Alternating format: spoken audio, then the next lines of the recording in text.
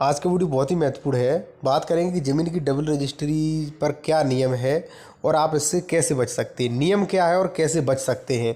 सबसे महत्वपूर्ण बात कि यदि आप ज़मीन खरीदते हैं तो उससे पहले कैसे पता लगा सकते हैं इसकी ज़मीन की कोई रजिस्ट्री, कोई इकरारनामा या किसी प्रकार का कोई भी यहाँ पे कोई लफड़ा तो नहीं है।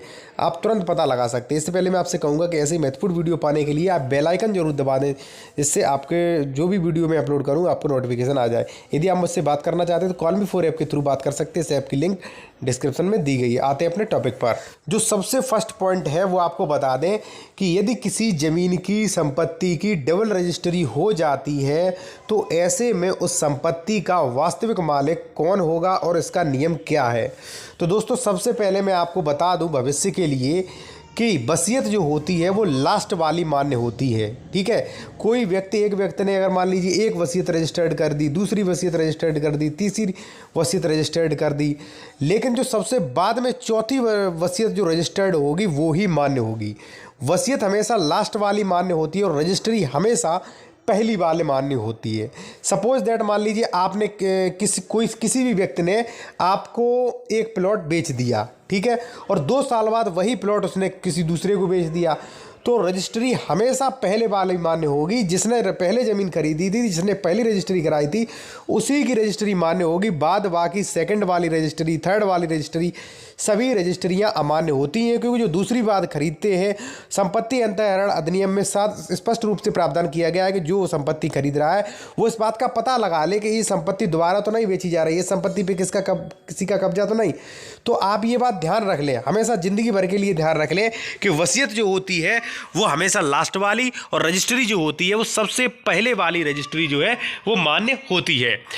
अब सबसे महत्वपूर्ण पॉइंट ये आता है कि आप पता कैसे लगा सकते हैं कि कहीं आपको ये डबल रजिस्ट्री तो नहीं कर रहा है, इससे पहले ये ज़मीन बेच तो नहीं चुका, ये पता कैसे लगा सकते हैं।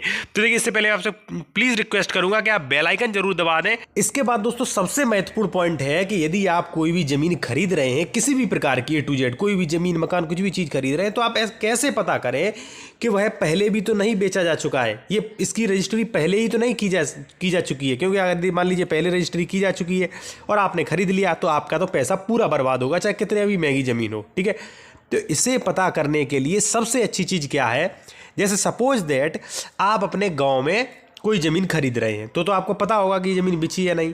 मान लीजिए नहीं पता, या मान लीजिए आप अपने गांव के पास या दूसरे गांव में या कहीं भी शहर में आप ज़मीन खरीद रहे हैं, तो सबसे पहले जो ज़मीन जहां पर स्थित है उस ज़मीन की स्थिति पता करें कि भाई ये कौन से ग्राम में आती है, कौन से परगना में आती है, ये कौन सी तहसील में आती है। ये सब पता करके जो आप जो ज़मीन जो है वहाँ का रजिस्ट्री ऑफिस कौन सा है, वह किस रजिस्ट्रार के यहाँ पर रजिस्टर्ड हुई है होगी या किस रजिस्ट्रार के अधीन आती है, तो उस ज़मीन का सारी डिटेल लेके कि वह किस गाटा संख्या में है, किस खाता संख्या में है, कौन से गांव में है, कहाँ पर स्थित है, किस मोहल्ले में, सभी डिटेल लेके आप अपनी रजिस्ट्री ऑफिस चले जाइए। आप चाहें तो किसी एडवोकेट के थ्रू आप पूरा ज़मीन का डिटेल देके किसी एडवोकेट से रिक्वेस्ट कर सकते हैं कि जो भी तहसील में एडवोकेट बैठते हैं उनसे रिक्वेस्ट कर सकते हैं कि आप इस ज़मीन की जांच कर लीजिए कि इस ज़मीन की पहले भी तो रजिस्ट्री नहीं हुई है, मान लीजिए 10-15 साल में कभी भी रजिस्ट्री तो नहीं हुई है इसकी। ठीक है, या आप रजिस्ट्री ऑफिस में जाके पता लगा सकते हैं कि इस गाटे संख्या में, इस मोहल्ले में इस ज़मीन की कभी बिक्री तो नहीं हुई है, क्योंकि यदि बिक्री हुई होगी तो वो रजिस्ट्रार ऑफिस में लिखी होगी, तो आप रजिस्ट्रार ऑफिस में पता कर सकते हैं। और तीसरा सबसे महत्वपूर्ण पॉइंट है कि भाई आप ऑनलाइन अपने फ़ोन से भी देख सकते हैं कि ज़मीन जो है, जो भी ज़मीन आप खरीद रहे हैं, जो भी उसका गाटा संख्या, जो भी मोहल्ला जहाँ पर भी वो स्थित है, उस मोहल्ले में कितनी ज़मीन रजिस्ट्री की गई है, कौन कौन से मकान बेचे हैं, जो आप खरीद रहे हैं वह ज़मीन पहले बेची तो नहीं जा चुकी है, आप ऑनलाइन भी पता कर सकते हैं। आपको 3 तरीके हैं, या तो आप एडवोकेट के थ्रू करवा लें पता जो भी रजिस्ट्री ऑफिस में हो, या आप रजिस्ट्री ऑफिस स्वयं जाके पता कर लें, या तीसरा आप ऑनलाइन पता कर सकते हैं कि ये ज़मीन बिची है या नहीं बिची है। अगला जो सबसे महत्वपूर्ण पॉइंट है वो ये है कि समझने वाली, ये जानने वाली बात है कि एक ही ज़मीन की 2 बार रजिस्ट्री कैसे कर दी जाती है, एक ही ज़मीन 2 बार कैसे बेच दी जाती है, जबकि रजिस्ट्री जब भी आप कराते हैं, बेनामा आप कराते हैं, तो बेनामा उसी ऑफिस में होता है, उसी ऑफिस में एक ज़मीन 2 बार कैसे बेच दी जाती है और लोगों को पता नहीं लगता। तो देखिए दोस्तों, सबसे पहले मैं आपको बता दूं कि सपोज दैट आपने एक प्लॉट लिया 20x50 का किसी खेत में, मान लीजिए सपोज दैट आपने गाटा संख्या 100 में एक 20x50 का प्लॉट ले लिया है। ठीक है। अब मान लीजिए आपने प्लॉट का दाखिल खारिज तो करवाया नहीं, ठीक है, ना वहाँ पे कब्जा किया है, मान लीजिए कब्जा भी किया तो कोई, मान लीजिए कब्जा भी आपने कर लिया, तो अब जो गाटा संख्या 100 है, ठीक है, अब आपने प्लॉट का दाखिल खारिज नहीं कराया तो गाटा संख्या 100 उसी व्यक्ति के नाम पर दर्ज शो करेगी। सरकारी रिकॉर्ड जब कोई देखेगा तो गाटा संख्या 100 उसी व्यक्ति के नाम दर्ज शो करेगी जिस व्यक्ति ने आपको ज़मीन बेची है। तो भाई जब ज़मीन उसने बेच दी है लेकिन अभी भी उसके नाम शो कर रही है सरकारी रिकॉर्ड में, तो वही सरकारी रिकॉर्ड वो लेगा और किसी दूसरे व्यक्ति को फंसाएगा कि देखिए सरकारी रिकॉर्ड, ये ज़मीन मेरे नाम है, और दोबारा वो रजिस्ट्री करा देगा।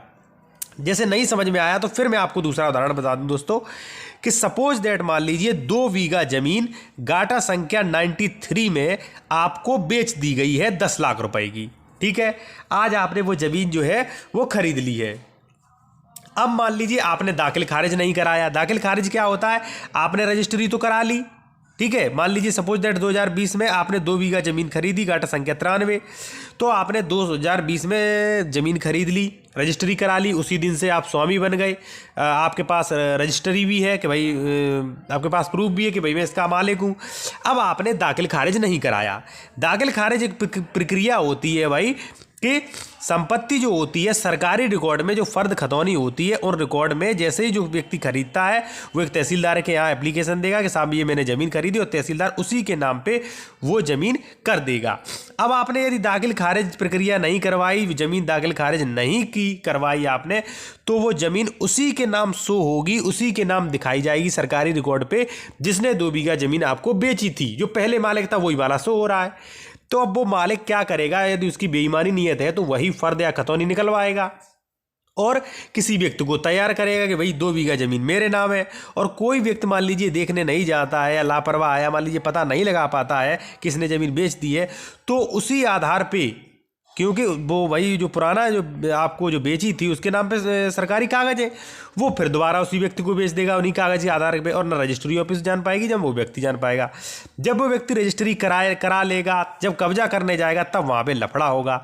तो इससे मैं आपको राय ये भी देना चाहूँगा, यदि आप कोई भी ज़मीन खरीदते हैं तो भाई उसका दाखिल खारिज ज़रूर करा लें, जिससे आपका भी भला हो और दूसरे का भी भला हो। आपका भला ऐसा होगा कि आपकी ज़मीन दूसरी बार नहीं बेची जा सकती, आपको कोर्ट कचहरी में जाने की आवश्यकता नहीं। दूसरा, वो जिसको बेचेगा, जिसके साथ फ्रॉड, बहुत बड़ा फ्रॉड होगा, भाई उसे भी कोर्ट कचहरी जाने की आवश्यकता नहीं, ना आप दोनों पक्षकारों में लड़ने की आवश्यकता होगी। इसलिए दोस्तों, जब भी आप ज़मीन खरीदते हैं आप दाखिल खारिज करवाएं। यदि प्लॉट है दाखिल खारिज नहीं हुई है, कोई ज़मीन मकान है या कोई भी अदर ज़मीन है, तो आप रजिस्ट्री ऑफिस में स्वयं जाकर, स्वयं चलकर वहाँ पे जांच पड़ताल कर सकते हैं कि ऐसी संपत्ति कभी बेची गई है या नहीं बेची गई है। इसलिए ऐसे ही महत्वपूर्ण वीडियो के लिए आप वीडियो को लाइक करके बेल आइकन जरूर दबा दें, जिससे महत्वपूर्ण वीडियो के आपको फ्री में नोटिफिकेशन मिल सके। धन्यवाद।